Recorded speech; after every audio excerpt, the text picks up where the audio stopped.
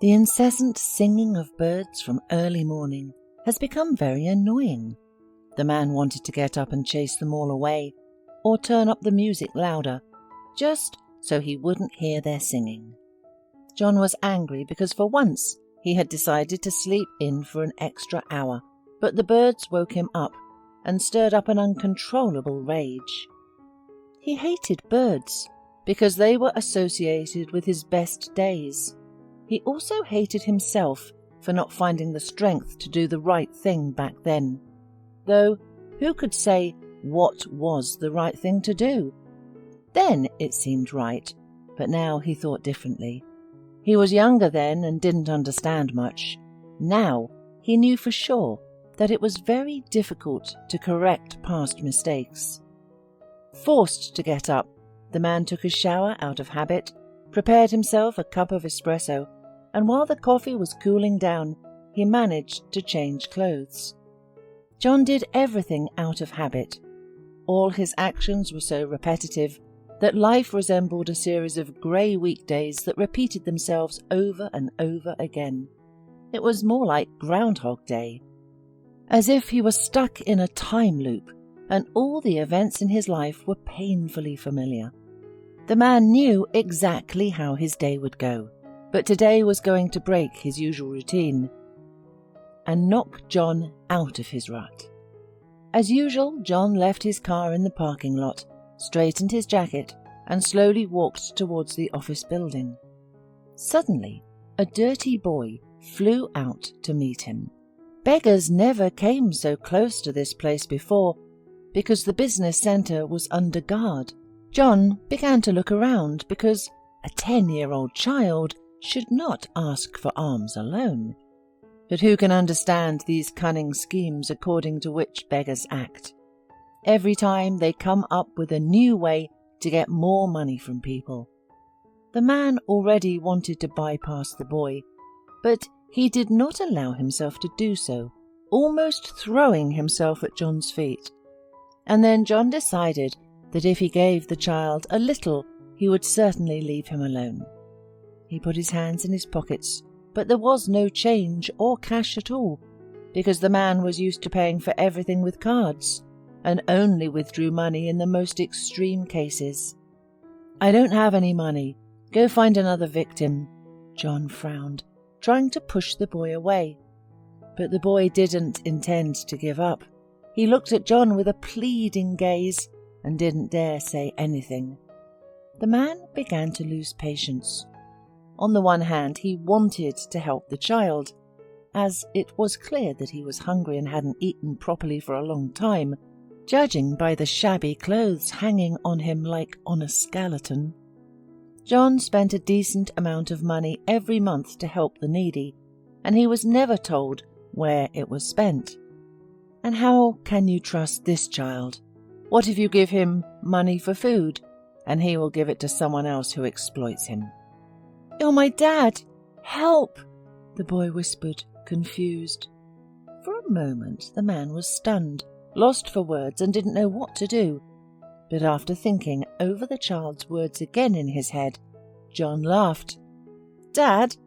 You probably mistook me for someone else, kid." To be honest, John had already gotten used to the fact that they were trying to impose other people's children on him. Everyone wanted to profit from someone else's, and John treated such statements with irony. Probably the child was taught how to press on the pity of the rich people, and not only pity. The kid threatened to the name of John Reynolds because journalists could hide anywhere to get a fresh gossip or a scandal, and right now they were probably nearby, keeping their cameras ready. How much John hated the press. Okay, if they wrote news by fact, but no, they usually twisted everything and passed the lies off as truth so skillfully that people began to believe them. "So, kid, you seem to be crossing all boundaries." John grabbed the boy by the hand and dragged him to the side. The man was scary to break something in him because the boy looked weak. However, the boy turned out to be tough, and when John took his hand, he made good resistance. Curious looks were followed on John and the boy, and it made John uncomfortable. He feared that at any moment the boy's mother would jump out of the bushes and start screaming that her child was being mistreated. He would have to pay a lot of money to silence them. John's head began to ache, his blood pressure rising from nervousness. Glaring at the boy, John retorted, "Who do you think I am, your father? I don't have any children, and never have."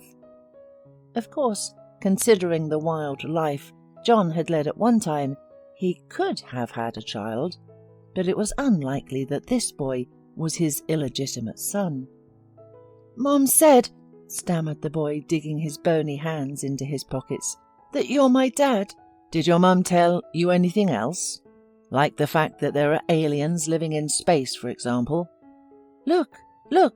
The boy pulled a ring with jade out of his pocket and handed it to the shocked John. He would recognize this piece of jewelry even with his eyes closed, as he made it himself and gave it to his beloved girlfriend once. He learned to create jewelry from his grandfather when he was young. But when John moved to his father, he went wild, felt the taste of money, and lost his mind. He gave this ring to Lizzie before their separation, which was supposed to be short, but ended up lasting a lifetime. "Come with me," John said through clenched teeth, swallowing the lump in his throat and holding the ring the boy gave him. Of course, the man could have pretended that he didn't notice anything unusual, but it was just an ordinary piece of jewelry, of which there are so many sold in underground passages. But he recognized it.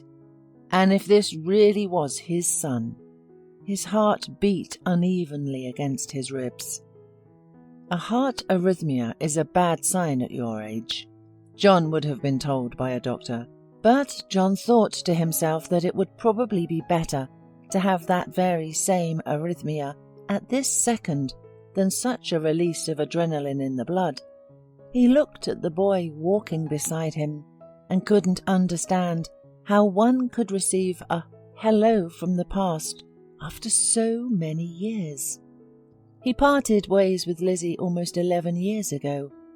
Of course he often thought of her, but he would never have dared to return to her life again after succumbing to his father's influence, his desire for money, and betraying his love. The man hated the singing of the birds because it reminded him of her, of beautiful Lizzie, a beautiful girl with a light soul and a big, kind heart. They often spent time in nature by the lake, on the patio of the house, walking through the forest and listening to the singing of birds. And when Lizzie was no longer in John's life, he hated the chirping that cut deep into his soul, where all feelings and memories were buried. On the way to his office, everyone kept staring at John and the boy with their mouths open, as if they had seen a miracle, and the man was angry and ready to cover everyone's eyes with tape.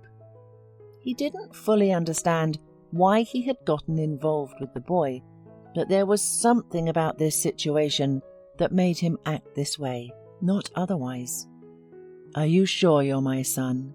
John asked, squinting slightly, when he and the boy were in his office. "That's right, Mom showed me your pictures. She said that only you can help me." "And what about your mum? Let's say it's true and you're my son. You're already a grown-up boy. Tell me, why did your mum keep silent all these years and not tell me anything?" "She was probably scared, didn't want to interfere in your life. But now a bad thing has happened. Mum was sent to prison. I need help. I'm not asking you for money. Help me get my mum out. She said I could ask you for shelter, so I wouldn't be taken into a children's home, but I don't need it. If I helped save my mum, I would go to the orphanage and go to jail for my mum. I actually want to save her." John slumped into his chair, his hair standing on end from what he had just heard. Lizzie had been imprisoned. The always exemplary girl could never end up in prison. Had she changed so much in these years? It seemed like the boy standing in front of him was a quite grown-up, although he may have spoken intelligently, but he was still a kid whose eyes was filled with the strongest fear. "What's your name, kid?" John asked. "Ryan. Mum said that my dad wanted to name me. She never told me anything about you before, never said where you disappeared to, and when the police came she had no other choice. She handed me the ring and told me to try to find help from you, since we have no one else, and I didn't want to go to an orphanage. It's not good there, and no one will help my mum then." "Ah. What's your mum's name?" John was still trying to convince himself that this was not his son, despite the multitude of pieces of the same puzzle that were ready to fit into a common picture. "Lizzie, you know what her name is," the boy frowned. "Mum kept clippings from newspapers with your interviews. I didn't understand why she was collecting them all, but then it dawned on me. I don't know why she was afraid to tell me about you. I wouldn't have come without a reason, like now." "And why did they imprison your mum?" John continued to bombard the boy with questions, even though he knew he had to think about how he could help. "Our neighbour, Mrs. Garrison, was very sick. She helped us at one time like no one else. She sat with me while my mum was at work. She was like a grandmother to me. My mum worked in a hospital and had access to medicines that were very difficult to get. Mrs. Garrison had to wait until all the approvals were passed. But how much to wait if the poor old lady was dying of pain while she went through all the necessary commissions? Anyway, my mother decided to take some and then return it when Mrs. Garrison got her medicine. But they noticed it, and she was condemned, saying she should have waited, and they would have given it to her for free. One good thing, Mrs. Garrison was taken to the hospital. They took her under special care now. I don't know how to get my mother out. If I had the money to bribe whoever I had to." "Oh, kid," John said, shaking his head. "You're still too young to be giving bribes to anyone." "But I'm a real man," Ryan protested. "You should not look at me for being a boy. I would do anything for my mother." Suddenly, it seemed to the man that he was not talking to a child currently, but to a fully formed adult personality. The boy spoke just like an adult, although according to John's rough calculations he was only 10 years old. "Okay, let's think of something together to get your mum out of prison. They shouldn't have put her there for that. And if we have to, we'll give a bribe." "I don't have any money," Ryan said, shaking. And the ring, his mum strictly forbade him from selling it just like that. She said that only if someone threatened my life, then you would refuse to help. But otherwise, she asked to keep the precious thing safe." John's heart tightened, and that nasty suffocating lump formed in his throat again. It was hard for the man to think about the past, when he was so happy, but left it all behind. How would his life have turned out now if he had chosen the woman he loved instead of the money back then? He probably would have worked somewhere in a company or maybe become a farmer. Who knows? Now you can't even guess how it could have been if. And Lizzie didn't forget about him. She kept his ring. So she loved him, not hated him. Or maybe it was the other way round. Perhaps she wanted to use it as a weapon against him one day and blame him for everything, saying everything she had kept inside for years. Summoning his secretary, John ordered her to get clothes and a meal for the boy as quickly as possible while he was in a meeting. He also strongly recommended that Ryan did not leave the office and warned the secretary that if he disappeared, the punishment would be severe. During the meeting, John couldn't stop thinking about Lizzie. She was always too kind and self-sacrificing, always doing so much more for others than she did for her.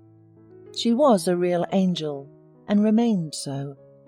Deciding that he would pull Lizzie out at any cost, John was afraid to think about what would happen to them afterward. He didn't expect her to welcome him with open arms.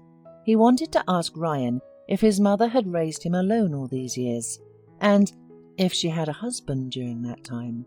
However, he felt that it would be shameful to ask a child such questions, even though Ryan tried to act grown-up and independent. After the meeting, John returned to the office to find that Ryan had already been fed. However, there was no smile on his face, only sadness because he missed his mother. They were each other's only family.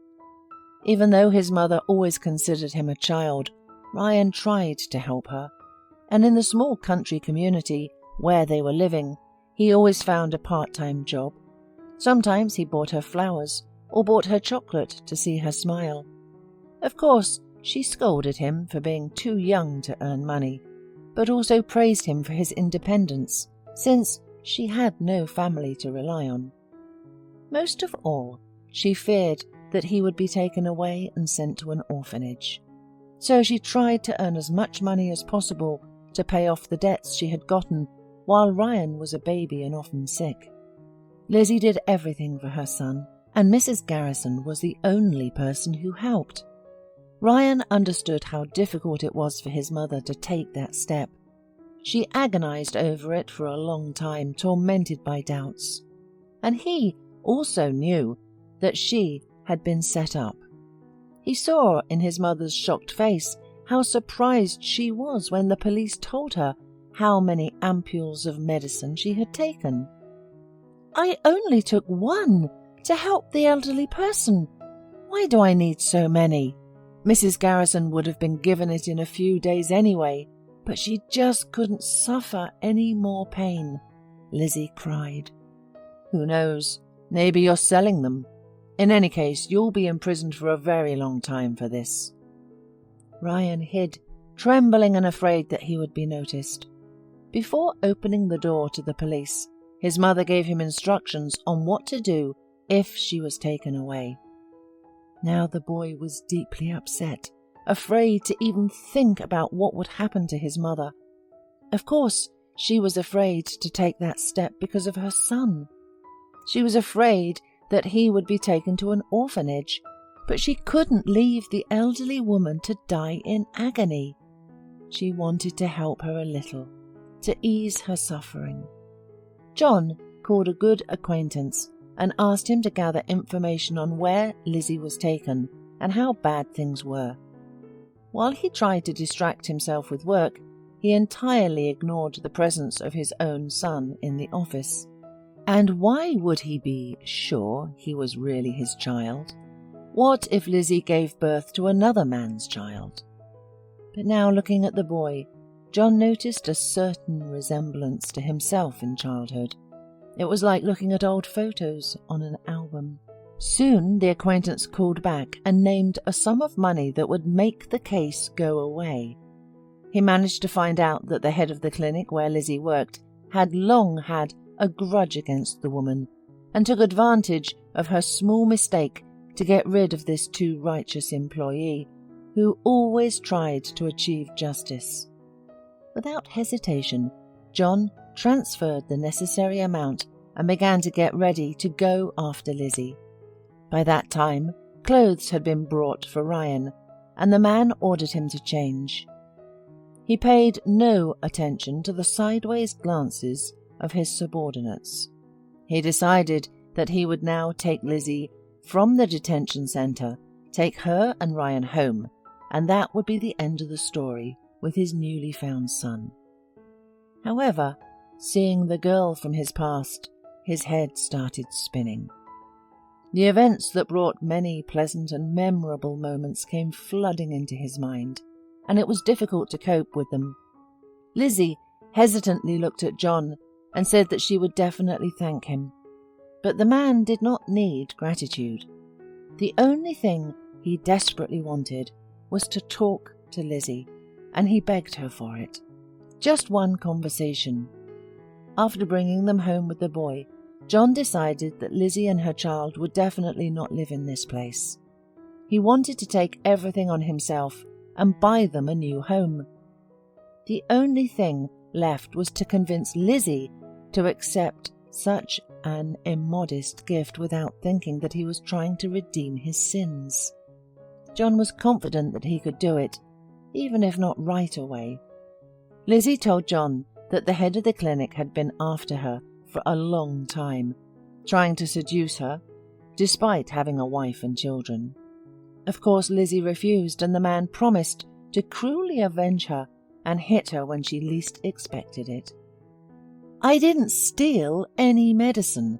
I got permission from him to take 1 ampule. But it turned out to be a trap. I don't know what I would have done if not for you. You saved me and Ryan. Why didn't you tell me earlier that I had a child? John asked with hurt in his voice, even though he scolded himself. After all, it didn't make sense for John to be angry at Lizzie. He was to blame for many things, including her not telling him the truth about their son. Lizzie was silent for a while, as if trying to gather her thoughts and choose the right words. Then she looked at John sadly. I tried. I found your address and came to tell you about the pregnancy, but your father kicked me out. He said you were getting married, and then the news of the wedding broke. What was I supposed to do? You didn't want to talk, you didn't tell me anything. You didn't even say that you were planning to marry someone else. It was a marriage of convenience. We divorced a few months after the merger of the companies. John tried to justify himself. I know I don't deserve forgiveness, but I really wish you could find it in your heart to give it to me. My father didn't tell me about the child. I didn't know. But that doesn't diminish my guilt. John got up, said goodbye to Lizzie and left, realizing that they both needed time. He had to come to terms with the fact that he had a son, and Lizzie had to think things over and decide whether she was ready to trust someone who had betrayed her once again. John knew that he would do everything now to make this woman happy, but he doubted that she would believe him again. John knew that he would do everything now to make this woman happy, but he doubted that she would believe him again. The man started visiting his former girlfriend and son frequently, bringing gifts. One day, the boy invited him to have a serious conversation. Stop tormenting Mum. Thank you for your help, but you need to make up your mind. Either apologize to her properly and live together, or stop coming here for no reason. Mum cries secretly after your visits. She's still suffering. I can't bear to see her suffer. That's not why I came to you for help. John was proud of his son, who was smart and brave beyond his years, and he finally decided to talk to Lizzie. The woman found the strength to forgive the man and let go of all the resentment, stepping from the past into the present, across the huge chasm that had once separated them. Lizzie and her son moved into John's house. Ryan was transferred to a private school where he could develop all his abilities. Newspapers continued to write articles about the millionaire who adopted a homeless boy and acknowledged him as his son. Journalists tried to smear John on the orders of his competitors, but they didn't gain anything from it because the man didn't fall for the provocation. It used to matter to John's father what the journalists thought, but he had been dead for several years. One day, John decided to give an interview. He honestly discussed the wrong decisions he had made in the past and his mistakes, hoping that someone would follow his advice and not step on the rake that he had once stepped. The head of the hospital where Lizzie worked was punished. John tried to make sure that the man regretted what he had done and remembered until the end of his days that such inhuman behavior was unacceptable. Mrs. Garrison spent the rest of her days in the best place, where she was taken care of, and her painful sensations were relieved. Lizzie was grateful to John for taking care of that woman. She saw that the man had changed. and that's why she forgave him.